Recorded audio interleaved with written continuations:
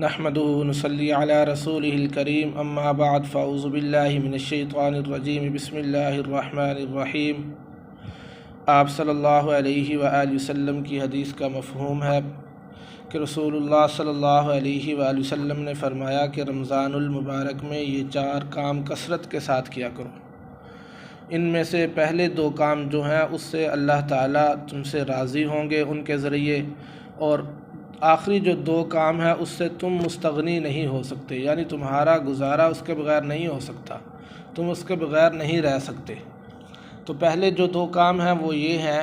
کہ آپ صلی اللہ علیہ وسلم نے فرمایا کہ کلمہ طیبہ کا اور استغفار کثرت سے کیا کرو، کلمہ طیبہ کا ورد اور استغفار کثرت سے کیا کرو۔ اور دوسرے جو 2 کام ہیں وہ یہ ہیں کہ اللہ تعالیٰ سے جنت کی طلب کیا کرو اور جہنم سے پناہ مانگا کرو۔ تو اس حدیث مبارکہ سے ہمیں پتہ چلتا ہے کہ ہمیں رمضان المبارک میں زیادہ سے زیادہ اپنی دعاؤں میں جہنم سے پناہ مانگنی چاہیے، جنت کی طلب کرنی چاہیے،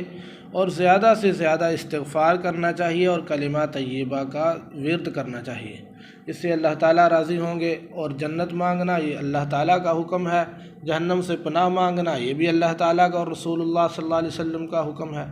ہمارے اعمال تو اس قابل ہیں نہیں کہ ہمیں اعمال کے ذریعے جنت ملے اور جہنم سے ہم بچ جائیں۔ تو یہ تو تھا فضائل کے اعتبار سے جو ہمارا سلسلہ چل رہا ہے اس کی حدیث،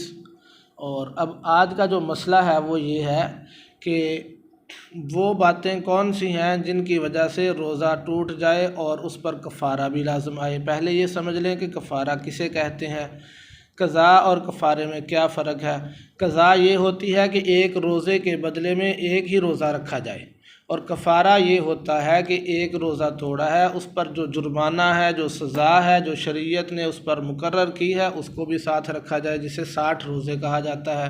یا 60 مسکینوں کو کھانا کھلانا کہا جاتا ہے۔ تو اس معاملے میں ہمیں نبی اکرم صلی اللہ علیہ وآلہ وسلم کے دور میں ایک صحابی کا واقعہ بھی ملتا ہے کہ آپ صلی اللہ علیہ وسلم کی خدمت میں ایک صحابی آئے، کہا یا رسول اللہ میں روزے کی حالت میں اپنی بیوی سے ہم بستری کر بیٹھا ہوں۔ تو آپ صلی اللہ علیہ وسلم نے فرمایا کہ اب تو آپ کو اس کے بدلے میں روزہ قضا بھی کرنا پڑے گا اور کفارہ بھی ادا کرنا پڑے گا، یعنی 60 روزے مسلسل رکھنے پڑیں گے، بلا ناغہ 60 روزے رکھنے پڑیں گے۔ وہ صحابی کہنے لگے یہ واقعہ بڑا عجیب سا ہے۔ نبی اکرم صلی اللہ علیہ وسلم یہ واقعہ صحابی کی بات سن کر ہنسے تھے، مسکرائے تھے، اور مفسرین نے، محدثین نے اس حدیث کو اس باب میں ذکر کیا ہے جہاں پر رسول اللہ صلی اللہ علیہ وسلم زیادہ مسکرائے۔ آپ صلی اللہ علیہ وآلہ وسلم کی عادت مبارکہ صرف مسکرانے کی تھی، کھلکھلانے کی نہیں تھی، لیکن اس واقعے کو سن کر آپ صلی اللہ علیہ وسلم زیادہ مسکرائے تھے کہ آپ کے دانت بھی نظر آ گئے تھے، جس کو داڑھے کہتے ہیں۔ تو وہ صحابی کہنے لگے یا رسول اللہ اس کا پنجابی میں ترجمہ یوں کریں، میرے کو تو 1 روزہ برداشت نہیں ہویا، میں 60 روزے کے میں رکھا، میرے سے 1 روزے میں برداشت نہیں ہوا، میں 60 روزے مسلسل کیسے رکھوں گا؟ تو رسول اللہ صلی اللہ علیہ وسلم نے فرمایا پھر 60 مسکینوں کو کھانا کھلا دو، یا ایک آدمی کو 60 دن تک مسلسل کھانا کھلا دو، صبح شام 2 ٹائم پیٹ بھر کے۔ وہ کہنے لگا یا رسول اللہ میرے پاس تو کچھ بھی نہیں ہے۔